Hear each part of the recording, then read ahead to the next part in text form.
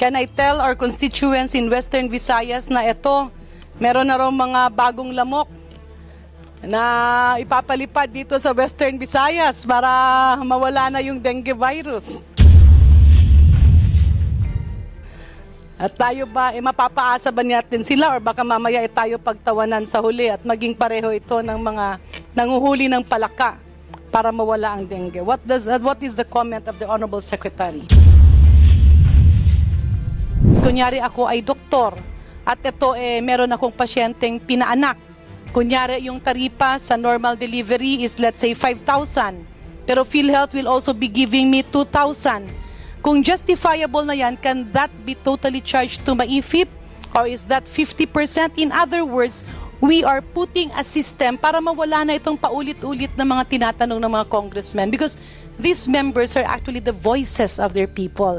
So pasensya na Sec, because we are also under pressure so that this program will really be effective.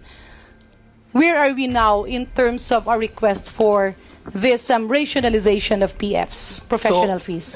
Madam Chair, since the last meeting, I have actually met several times with the PMA president, and the discovery is that not all specialty societies have a professional fee scale.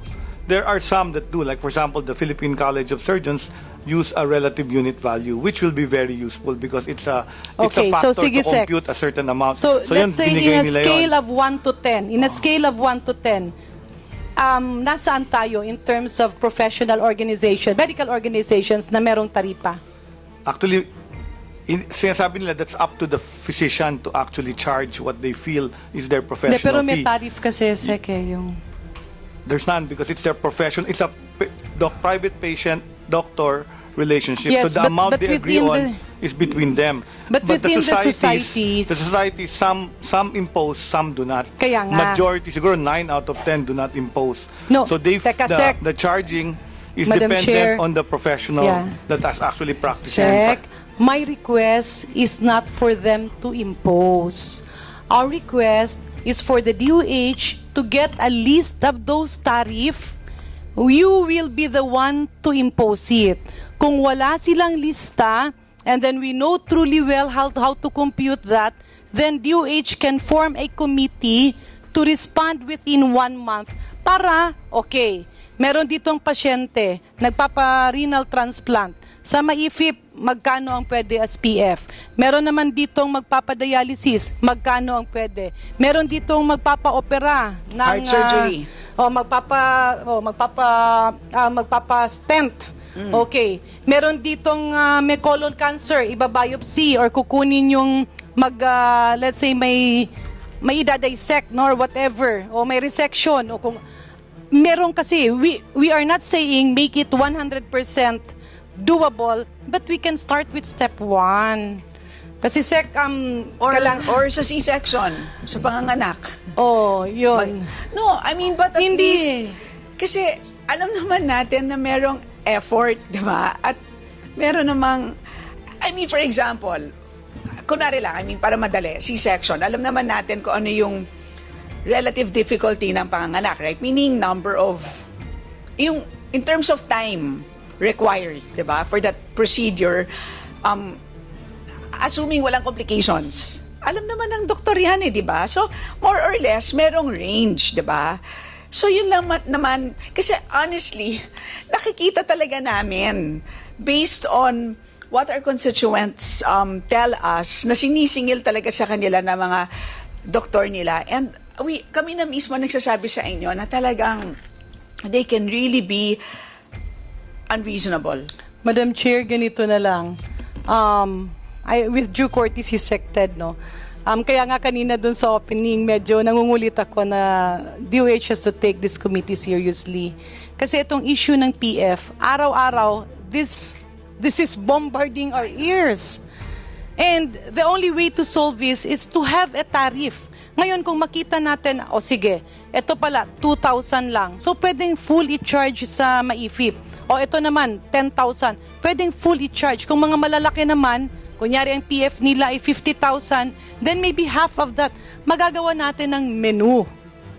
And if you want, then maybe Congress, you can assign a SEC if you want, because we really need this for the sake of alignment. In other words, ang sinasabi nga namin paulit-ulit, the tariff determines the maximum professional fee. Now, if we have that compiled list, we can now equate it, how much will be charged to PhilHealth, how much will be charged to MAIF. Let's say I'm the doctor. Ang PhilHealth dun sa case rate, kung nagpanak ako, let's say binayaran ako ng 5,000. Now, dun sa MAIF, magkano pa yung justifiable? Another 5,000? I mean, a process like this can solve a lot of problems. And that will make also MAIF very useful to the people. At the same time, yung mga ibang doktor na sobrang matataas yung fees, medyo mahihiya rin. Andun din naman SEC yung daily rate natin eh. Let's say if it's charged to MAIF, then magkano ang daily rate as a professional fee for patients under your service? So is that 500 pesos? Do we put that down to 300 pesos? In other words, we will have a menu to make DOH more reflective of how we can help reduce the out-of-pocket expenditure. Thank you, Madam Chair. We will comply. In fact, I'm inviting Honorable Dr. Congresswoman Janet Garin to our meeting with the PMA leadership. There is a new leadership. Maybe we can explain the reason and the fallacy behind. We already know how some specialties charge. For example, we know internal medicine charges the room rate per visit. So if you're in a suite, they charge you the rate of that suite per visit during the round. Yeah. So yung mga professional fee naman sa consultation, may range yan. We know it's anywhere precisely, meron silang rate depende sa kwarto. Ito ward, ito private, ito semi-private, ito suite room on a daily basis. Now, kung ito namang pasyente na to ay parang sa MAIF i-charge yung kanyang medical expenditures, we can go to the lowest fee and then wala nang dapat, hindi na dapat i-withheld. Yun lang talaga. I mean, we are very much willing to volunteer just so this will have a solution already. Example, merong iba, kasi sinabi na nga 50% can be charged. Yung PF nila, talaga namang 50,000 lang. Well, of course, that's already big. Let's say 20,000. Yung 20,000 na PF ng surgeon na yon, dahil 50% will be covered, i-jack up nila to 50. Para ngayon, makover yung 25. In other words, parang, sorry Sec ha, Sec Duque will also be aware of that kasi yun yung palagi kong sinasabi when he was PhilHealth President and when I became DOH Secretary. Remember Sec, yung nirereklamo ko na kapag PhilHealth, example, ito ang IV fluid, maa-admit si patient. Ang cost ng IV fluid is 40 pesos. Pero kung chinarge mo sa PhilHealth, ang ilalagay sa billing ng hospital, 80 pesos. Kasi ang rason nila, dahil utang daw yon. Now, ito namang si PhilHealth at ito namang si government, sasabihin sa madlang people, mga kababayan, meron tayong good news. Yung ating coverage ng PhilHealth dati 2,500 lang. Ngayon, 5,000 na. But the people wouldn't feel the difference. Why? Kasi the facilities will increase the cost. Yung mefenamic acid, dati, let's say piso, gagawin nila 3 piso. Kasi utang daw. And I believe that's also one of the aspects why other private hospitals are not signing a MOA. Kasi gusto nilang mag-charge ng what they call interest kasi hindi cash payment. In other words, Sec, nawawala yung saysay on how the people can feel public health. So if I may again, pasensya na Sec, kukulitin kita, talagang papayat ka ng 100 grams kasi kukulitin kita sa PF. Love you, Sec. Okay. Sige na. Love you, ma'am. Yeah. My next question. Pasensya na ha, I'm doing the checklist, punch list nung there was a USAID funded mechanism before. I believe, I'm not sure if Yusek Rosette or Yusek Ken, do you remember yung hospital scoring system? There was a hospital scoring system. I was very definite about that because that was implemented during my time. Ano bang ibig sabihin ng scoring system? Di ba merong allocation? This was funded, I believe, by USAID when DOH asked itself, kasi naging historical yung allocation. Lahat ng mga hospital, kanya-kanyang takbo sa secretary para magkapondo. So what happens is, kung sino ang mas nakakabulong, yun yung nagkakaroon ng mas malaking pondo. Yung ibang hospitals naman who are not performing anymore, hindi na sila nagpe-perform maski wala silang income kasi mataas yung kanilang subsidy, let's say from HFEP or from DOH. So the proposal actually was to have, I believe, 5 parameters yun kasama yung cleanliness, kasama yung availability of medicines and reagents, kasama yung filling up of positions kasi yung iba ang daming bakante na hindi fini-fill upan. Bed occupancy rate, I forgot the 5th one. In other words, itong parameters na ito ay chine-check ng DOH. Itong mga ospital, income pala. Kasi may nangyayari, Sec, at nakita natin yon sa historical data, na yung mga ibang hospital, walang income, pero ang laki-laki, so they became totally dependent. So how do we motivate them? We motivate them, parang akap yan Magtrabaho ka, tutulungan ka ng gobyerno. Ito naman, let your hospital function and government will help.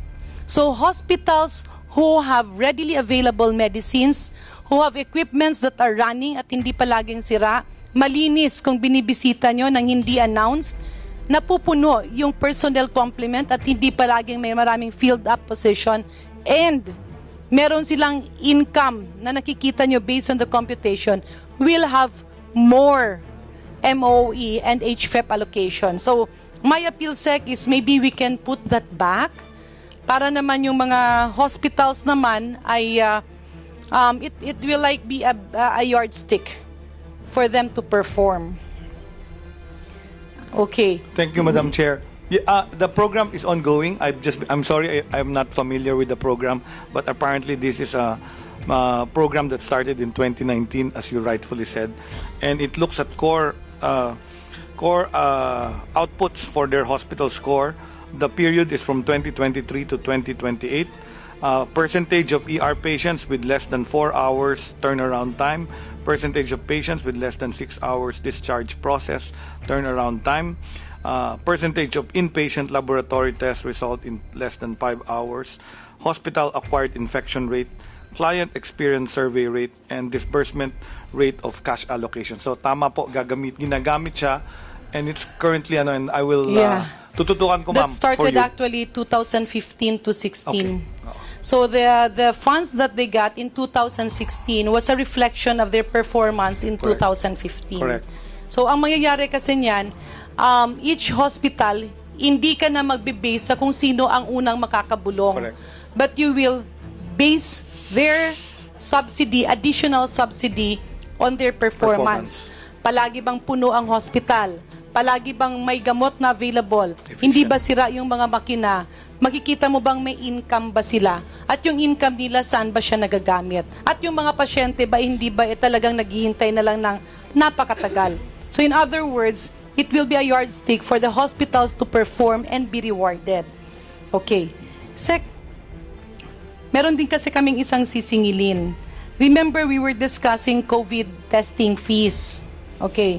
And you mentioned na ito, meron nga yung mga mura dito, ganon. But then, our question kasi, with the huge investment that government had on COVID testing, it should have been given for free. Kasi marami yung humihingi, sinisingil ang taong bayan, pero sinisingil din naman ang PhilHealth. But the real trigger of all of this, if you're going to look at ground zero, it was actually because PhilHealth came up with a very high COVID testing of 8,250 ba yun? So parang ano yan nung nagsimula ang PhilHealth na, sige, COVID testing 8,250. All the other private and government providers followed suit. But if you look at the global data, COVID testing on a similar date and time was only at 1,500 to 2,000 pesos max. In fact, the other countries were giving it for free. So ito yung gusto naming himayin para hindi na maulit. So that if PhilHealth will have a package, dapat hindi na sisingil ang taong bayan. So, Sec, we would be waiting for your response on that matter. hospital, we will comply with your request to utilize it. And second, itong sa PhilHealth, we will look at how PhilHealth addresses the costing of reimbursement kasi mukhang mali yung naging costing nung una, kaya masyadong mataas. So, And we will who study were the this. people responsible for that? Sige, ma'am. Ano ang ginawang basis? Kasi Sec, why am we are not doing this. I hope Secretary Duque will also understand. We are not doing this out of vindictiveness for the previous administration. No. We are doing this para hindi maulit. Kasi may WHO formula eh. You just encode there and then automatically it will generate is a recommended cost palahat sa lahat ng labs. So, pag linabas mo yung formula na yan, at that point in time, it was around 2,000 plus. Okay. My last concern, Madam Chair. Ay, sorry. Honorable Chair, Garin. Yeah, let me go back to DOH concerns. So with Western Visayas being on top in terms of dengue deaths and dengue more BDT, Madam Chair, I have here a news report where the DOH Secretary was, I think this is a pre-SONA interview, where the DOH Secretary was quoted and saying that the primary solution for dengue is vector control and it's managing the carrier of the disease. Does this conform with the thrust of the World Health Organization? Yes, as a vector-borne illness, the main public health concept of controlling any increase, because this interview was because of a 15% increase in dengue cases. So the answer is vector control, Your Honor. Madam Chair, is Secretary Herbosa aware of the dengue control as released by the World Health Organization way back in 2012?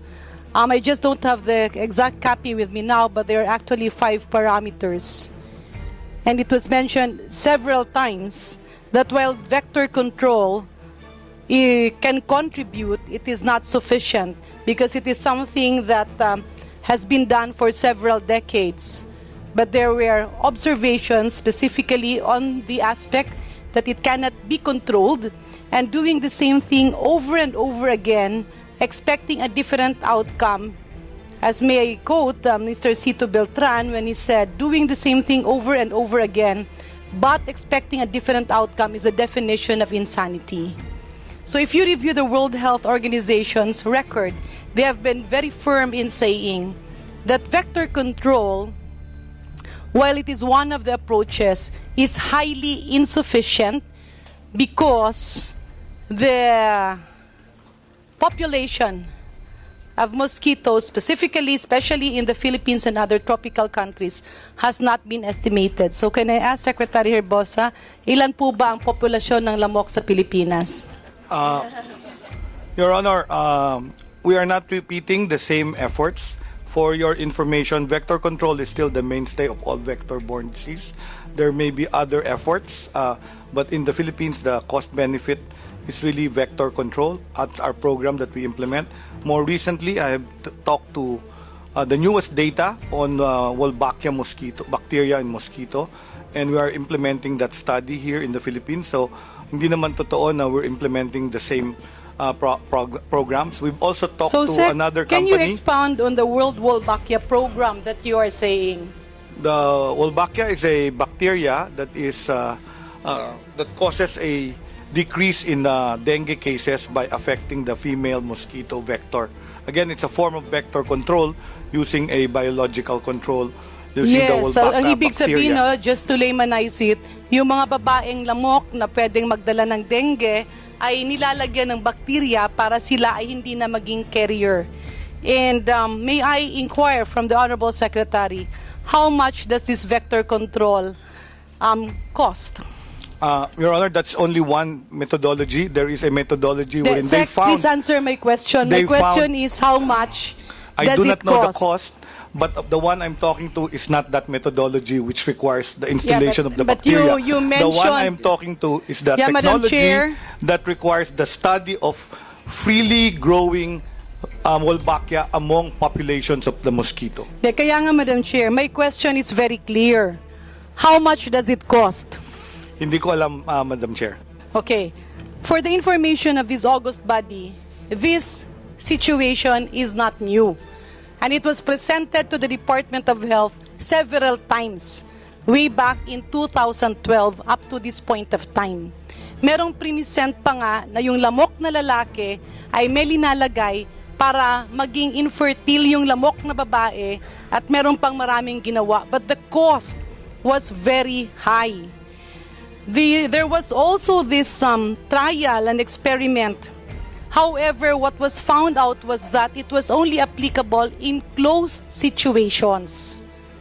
Yung bang nasa loob ng aircon na kwarto na ikokontrol mo yung lamok.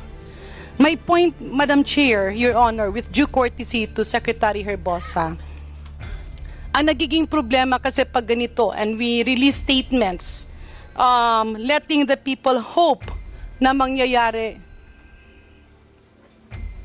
Yeah, would ASEC Domingo be willing to answer the questions instead? I've noticed kasi, Madam Chair, every time we're discussing, they're having their private moments also.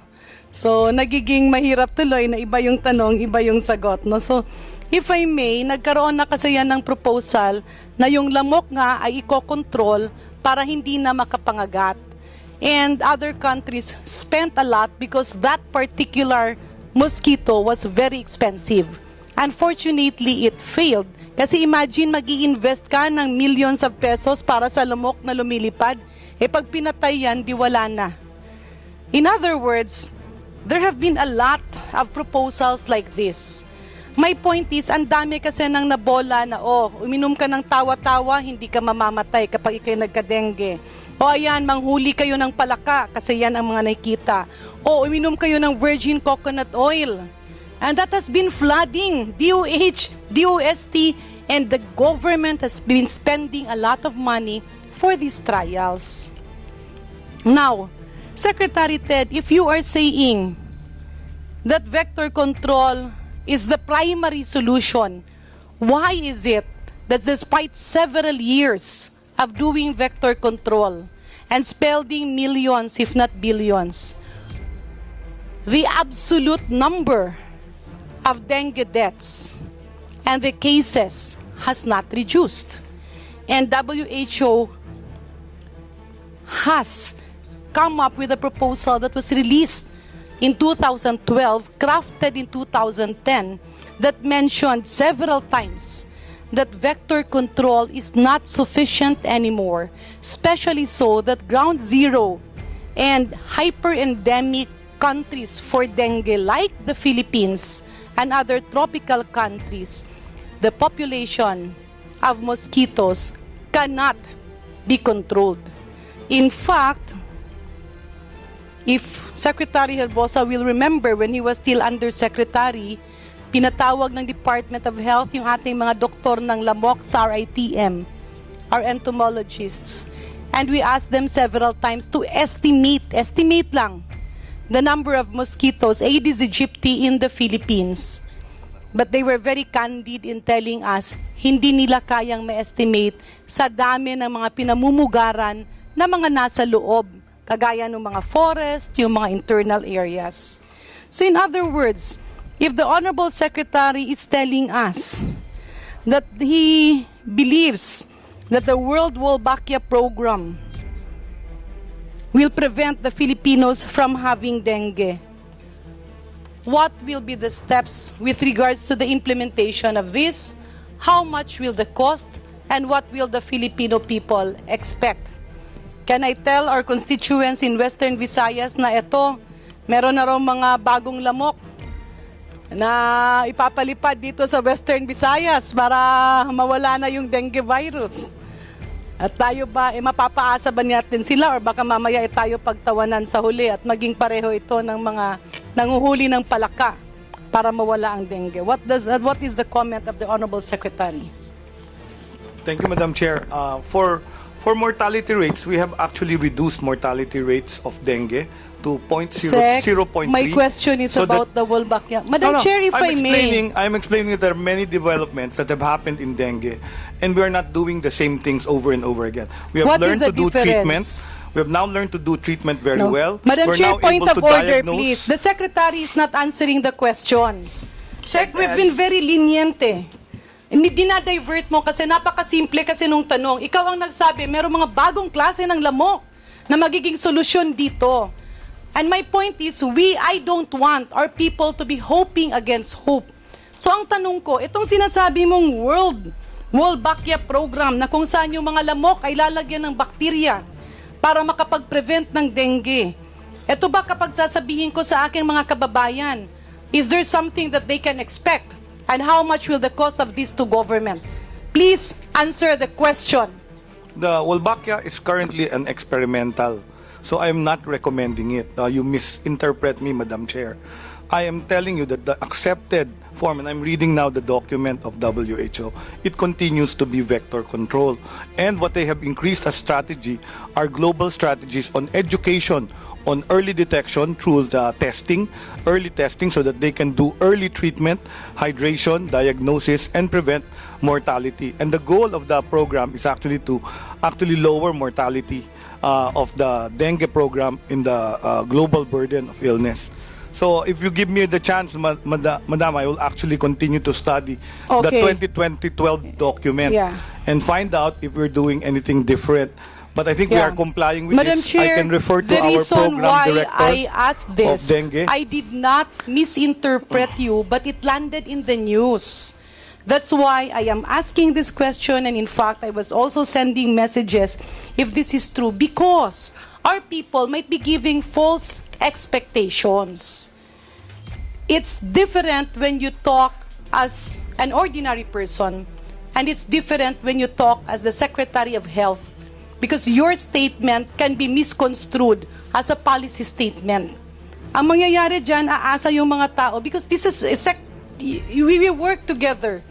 These proposals come on an annual basis. Meron pa yung mga binibentang lamok na lalaki na pag nirelease mo raw, mamamatay daw yung babaeng lamok kaya mawawala ang dengue. But it was too costly. And it was not really working, especially in an actual situation. In hundreds of thousands of trials, at least one that can be successful is not even near. So my point here is, as Secretary of Health, it will be very difficult if we let our people expect na may solusyon na. Because the reality is, yes, we do vector control. Yes, we do vaccination. But the point there is, people has to realize that vector control is one aspect, pero nahihirapan tayo doon. But the main thrust of dengue without vaccination will actually be early diagnosis and early management. So, yan po ang dinadrive ko. I agree. In fact, I will quote from the document that you referred, the 2012 document. It states, effective vector control measures are critical to achieving and sustaining reduction of morbidity attributable to dengue.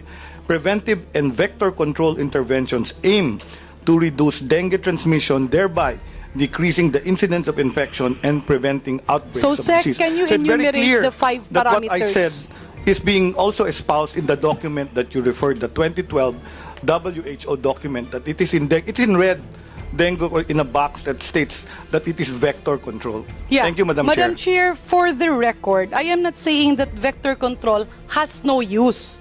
But what I'm saying is that saying that it's the primary solution has long been outdated. If the Honorable Secretary can orient this body as to the 5 parameters, ano ba yung 5 bilog in the target of reducing morbidity and mortality by 50% in 2025? There are 5 circles that WHO has released. Ano ba yung 5? Yung pinaka-last nga dun is determining the actual extent of dengue problem. The 4th is actually vaccination. 3rd is vector control. Yes. So 5 yan. Microphone, please. Wala So you have dito. 5, I cannot right? find the 5. It's reducing mortality and morbidity by 50% in year Those are the 2025. Sorry, hindi Ayun, ko na rin yan targets. na-review kasi Those are sa... the targets. Yeah, so Yeah. that's the target, but you have These 5 are the steps. these are not the these are the elements of the document: Yes. diagnosis and case management, integrated surveillance and outbreak preparedness, sustainable vector control, Yes. future, it says future vaccine implementation, and basic operational and implementation research. Okay. And future refers to what was released in 2012. What year are we now, Secretary? 2024. So we're in 2024. So when you say future vaccination in 2012, that is not based on 2024. Correct. Okay. So that document was released with Philippines as the primary ground zero because we are the exporters and the producer of dengue. Do you confirm that? I confirm that. Okay. So the only reason I do not contest vector control because that is part. But I will stand by my word and by the WHO's words that for several decades, that is not enough. Kaya nga, nagkaroon ng vaccination program and kaya nga, the fifth element which says knowing the real status has to be determined because up to this point of time, nobody can control the elements of how dengue has massively mutated into various deadly types and how many countries have already been hyper-endemic instead of only epidemics. In other words, kung dati-rati ay tag-ulan lang, sa ngayon ay buong taon. But what worries me is that for a pre-SONA, you will be announcing and letting people hope because you mentioned it was used in Indonesia and other countries. Medyo kinakabahan lang ako kasi baka mamaya magkaroon ng implementation ng program nito about experimenting on mosquitoes and preventing them from transmitting dengue because I am fully aware that this has not been successful. So if you were saying that this will be implemented in the Philippines, will this entail cost?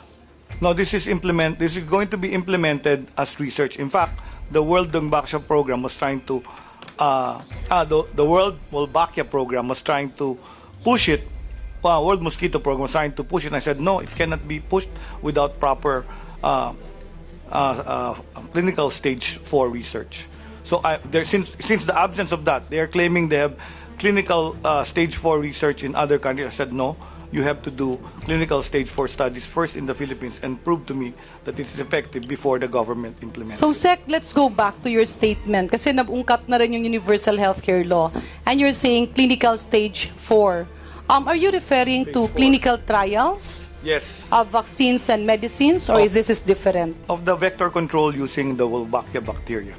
So if you talk about clinical trials of vaccines and medicines, kasi it's stated in the universal healthcare law where it was incorporated na magkaroon ng stage 4. Do you confirm this? Yeah, all research has to undergo phase 4 clinical trials before it is accepted for registration. Which other country requires stage 4? Phase 4. Phase 4. All robust FDAs require phase 4 clinical. Are you sure of that, Sec? Because Yes, I'm sure of that. Yes, because I am also sure that what is required is phase 3A and in some situations phase 3B. Only Because- only for certain vaccines that have very good results in its phase 3 trials. Madam Chair, Your Honor, pasensya na, no? Pero yan kasi nagkakaroon ng kalituhan. So lahat ng gamot na ginagamit at binibigyan ng license ng FDA is only until phase 3A. Yung iba until phase 3B for other uses. Phase 4 is actually post-monitoring surveillance. Correct. Okay. But for the FDA to declare it safe and efficacious, what is required is phase 3A, not only in the Philippines, but all over the world. It requires only from the country of origin. No, Sec. We're referring about FDA, licensing, Yes, declaration FDA of safety licensing, and one of the efficacy. requirements to fast-track any registration is that it has already been registered in its country of origin. Sec, that is different. Di ba? Okay. No, that's really No, the law. We yeah. can maybe we can ask the Yeah. DG of FDA We can, what we the can rules request are. the DG of FDA. And siguro for the next meeting, we can tackle with that. Yes. Madam Chair, Your Honors, with due courtesy, I am looking at this as a very important matter to be discussed. Kasi kanina, ang sabi ni Secretary Herbosa, willing na willing siya na baguhin yung Universal Healthcare Law kasi nga marami dun ang diferensya. Now, one of the major blunders of the Universal Healthcare Law in relation to HTAC is saying that all medicines, vaccines, commodities, and devices that will be used in the Philippines has to pass through Phase 4 clinical trial. To laymanize that, it simply means magagamit lang ng Pilipinas pag ginagamit na ng buong mundo ng 5 to 10 years. Because no country in the world, and I can prove that, requires Phase 4 clinical trial upon licensing. Di ba, Sec, kanina ang sinabi mo, the Formulary Executive Council was created by virtue of the generics law. Therefore, their job is to make sure that generics law is being followed by the Department of Health and other government institutions. When it comes to safety and efficacy of medicines, vaccines, and drugs, who determines this, Madam Chair? Madam Chair, let me clarify this because for drugs, it has to have Phase 4. That is when we can actually use it and register it. But for vaccines, the other route that Sec, Honorable pakisagot mo na Congresswoman yung Garin una is kong asking. question. Who determines safety and Ito nga yung efficacy? sagot ko, ma'am. No. My answer is that there is a pathway to register that, and that's called a WHO pre-qualification. Madam Chair, my question is, in the Philippines, who determines safety and efficacy? The FDA. Yes. So para matapos tayo, on our next meeting, we can request the FDA to be present because if we're going to amend the Universal Healthcare Law and you, Secretary, will insist on Phase 4 as a prerequisite for all drugs, walang universal healthcare na mangyayari. Kasi yung mga gamot na makakapasok sa Pilipinas ay kailangan gamitin muna ng ibang bansa ng 10 taon. Kaya nga, post-marketing surveillance, you observe it while it's being used. So let's say for cancer drugs. For cancer, lagay na natin na pinakasimple na lang. Let's say, antibiotic na amoxicillin. For that amoxicillin to be licensed by FDA, you need Phase 4 or the initial license will come after Phase 3? An initial license can be given after Phase 3 because Phase 3 allows efficacy of the drug in clinical trials. Phase 4 of post-marketing surveillance looks at safety and incidences of complications. That's why that's very important to continue registration of certain medications. Precisely. Phase 4 is required for continuous registration, kaya nga surveillance. But when we talk about safety, efficacy, and issuances of CPR, Phase 3 is required. Tama. Phase 3A, at least certain trials, because you don't have to use it for 10 years. As long as you have studies that prove its efficacy and safety after Hindi, Phase 3 trial. The question is, okay, simplihan natin. For FDA, do you agree that FDA is the only institution in the Philippines that deals with safety and efficacy of drugs, medicines, and vaccines? Yes, Madam Chair. Okay. Do you agree that when an FDA issues a CPR or Certificate of Product Registration, that is an issue, that is a proof of safety and efficacy? Yes, but not absolute because any complications that happen, Do you that can be agree? pulled out. Do you agree that a CPR is issued because a safety and efficacy has already been established? Well, but based on trials and evidence currently available. Okay. In other words, kung merong gamot, merong bakuna, merong device, or any commodity needed health-wise, binibigyan niya ng lisensya na tatapos ang trial after Phase 3. But then, once a license is issued, tuloy-tuloy ang Phase 4 because that is monitoring. Na hanggang ngayon, kunyari lahat ng gamot na ginagamit natin, ongoing ang trial as Phase 4. But that is surveillance. Do you agree with that? Phase 4 stands for post-marketing surveillance of adverse effects. Precisely. So when we talk about safety and efficacy para magamit ng tao, para may certificate of product registration, the cut-off is phase 3. Right? Completed phase 3. Precisely. So the cut-off is phase 3.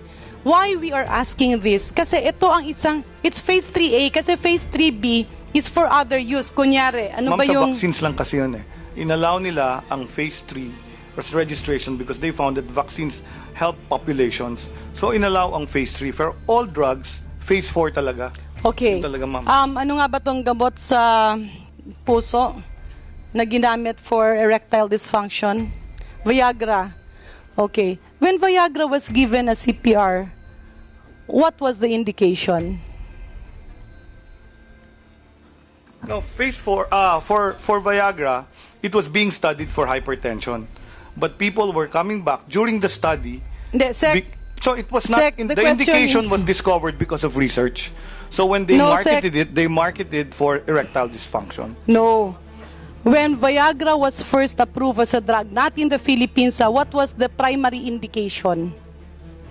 Viagra was not approved as an hypertension. It was- Ma'am, no, sir. That's why the name is Viagra. It was for bradycardia. It was for hypertension. They were treating people with Okay. hypertension. Now, and the men were returning when for was it discovered na meron siyang effect on erectile dysfunction? during At the what phase 3 trials. Phase 3 or phase 3B or phase 4? Hindi ko alam yung detail na yan. Yes, because the way it works in clinical trials, and that's why we have to educate the people on this. Kasi minsan, Sec, like kanina, sinasabi mo, ay hindi pa tapos kasi wala pang phase 4. Ay hindi pa ganito. Iba kasi ang post-marketing surveillance eh. You do it continuously. And as Secretary of Health, your statement can always be a policy statement.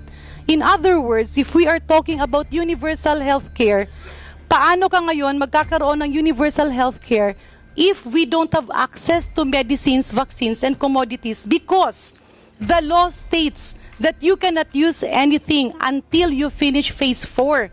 Kaya nga, pagdating ng COVID, maski nagagamit na ng buong mundo, and even now that we have drugs that are there for cancer and other illnesses with high morbidities, the Department of Health has their hands tied because of that killer provision in the Universal Healthcare Law, which was possibly inserted by naturalists. Yung mga naniniwala na dapat walang gamot, dapat healthy lifestyle, at magiging okay ang buhay mo. And we need you to look at this because this is actually what we call a killer provision in the Universal Healthcare Law. Sec, if we talk about Universal Healthcare Law, does laboratories, ancillary procedures, and medicines play a role? Yes, Your Honor. Okay. In other words, kasi hindi lang naman ito sa Pilipinas eh. Magkakaroon kasi yan ng mga lobbyists that they lobby for natural medicine. Yung mga nagsasabing hindi mo kailangan ng gamot, hindi mo kailangan ng laboratorio, ang kailangan mo ay makausap ang mga espesyalista because 90% of illnesses will go away if you talk to a specialist. You have heard about this advocacy, right? No, Your Honor, I haven't heard of that. Are you sure? Because when we were both undersecretaries, we had many advocates requesting a meeting with regards to this. I can help you recall that later on after this hearing. Yeah. But so as not to take time. Ted, the reason why I'm asking this is that if we are really bent on amending the Universal Healthcare Law, we have to realize that when it was crafted, there were insertions that were meant to actually kill universal healthcare. And the very reason of inserting phase 4 as a prerequisite for all medicines, vaccines, devices, and commodities is for the Philippines to go back to the Stone Age. How do you define phase 3B trial? Is it not that phase 3B is for other uses? Other indications, kagaya nung what do you call this very strong antioxidant for cancer patients na nagpapaputi? Okay. What is the primary indication of glutathione? Okay. Is it not that the primary indication of glutathione is that it is a very strong antioxidant for cancer patients? Can the Secretary confirm that? I confirm that. Okay. However, in phase 3B, when it was being used by many cancer patients, nagulat yung mga doktor kasi pumuputi at gumaganda yung mga cancer patients after treatment, and you can see that now. And it was found out in phase 3B that in excessive dosage, kaya yung mga gumagamit ng glutathione dyan, kung hindi naman yan overdose, hindi ka puputi. But that's a good antioxidant. In excessive doses, the side effect of glutathione is suppression of your melanocytes. Ibig sabihin yung pigment cells mo hindi gagana, kaya ka puputi. But that was discovered in phase 3B. Can the Secretary confirm this? I have no knowledge of glutathione so much. In other Your Honor. words, if you are going to require phase 4, how do you define post-marketing surveillance, Secretary? For when a drug is registered after phase 3A, 3B, the next phase enters post-marketing surveillance. It's all reactions that did not come out during the phase 3A, 3B research are supposed to be being reported observed. and observed. Yes, yes. And the FDA is free to pull out if there are cases of mortality. Precisely. and everything. Correct. So, Sec, you were saying, after licensing, pagkatapos mabigyan ng lisensya, nangyayari ang phase 4. Is it not that the license means that the general public can use it already? Let me explain. Phase 4 is a continuing thing. It is not a Precisely. one-time. When phase 4 studies are submitted, it can be initial studies, pero phase 4 pa rin ang hingin. Pero after Precisely. over many years, you can have several complications that can come out, and many drugs in the past have been pulled out of market because they were already in Correct. phase 4, they were already approved, they were being used in what you call clinical pathways, but they are pulled out because in of identified phase 3A, complications. Secretary, the safety and efficacy on a substantial population has already been determined. The safety and efficacy established in phase 2 is now enhanced by a bigger and wider population with more parameters in phase 3A.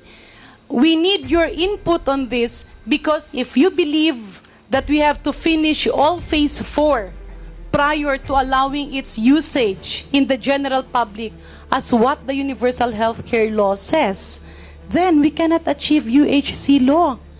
Because how can you have universal health care when medicines, commodities, and vaccines will not be accessible to the people? That's a Maybe strong- this is something that you can look into because that is one of the major amendments that I personally believe should be pushed through in the proposed universal health care law. Is it not that medicines evolve very fast? Nagkakaroon nga yan ng mga combination ng mga gamot, di ba? Yes, Your Honor. So that is what we are pointing at, Sec. Because if you insist on saying that it has to have phase 4, wala tayong mangyayaring universal healthcare law dyan. Aanin mo pa ang damo kung patay na ang kabayo. No? And that is a sentiment that has been put forward by many specialists. And I am begging on you to open your heart and look at this intellectually because that provision is a killer provision. Nabudol tayo ng universal healthcare law na yan dahil ang nakasaad sa universal healthcare law, PhilHealth ang in charge sa public health, which is wrong because it should be DOH. You agree with that? And yung pangalawa pa doon na nabudol tayo, ginawang mandatory ang pagtatapos ng phase 4 before magamit. In other words, ginagamit na ng buong mundo, pero tayo nakanganga pa rin. Because we tied our hands with this universal healthcare law na may killer provision. Pasensya na Sec, inuulit-ulit ko yan dahil kailangan buksan nyo rin at matingnan nyo na hindi nararapat ang provision na ito. Yes, you are correct. In phase 4, there are situations na makikita mong may complications. There are situations na may drug or product pull out. But the benefits outweighs the risks. Pag nilabas yan at phase 3A, na nakita na safe and efficacy at may CPR na, ang mangyayari dyan, marami nang nasasalbang buhay. Because it's not a perfect science. If you wait for a perfect medicine, or a perfect commodity, or a perfect public health drug, ang mangyayari niyan, marami nang mamamatay along the way. So, what does the law says? The law says you get an exemption for every drug that the country will use after phase 3A. So, ang nangyayari dyan, lahat ng gamot, aakyat ba tayo sa presidente? Aakyat ba tayo sa Secretary of Health? Then you will now be tied with all these medicines. What if another pandemic comes? Yan, tumatakbo tayo ng exemption. So please look into this, because if you as the Secretary of Health believes that everything requires completion of phase 4, then I'm really sorry to say, but we are somehow doomed, because medicines is part of public health.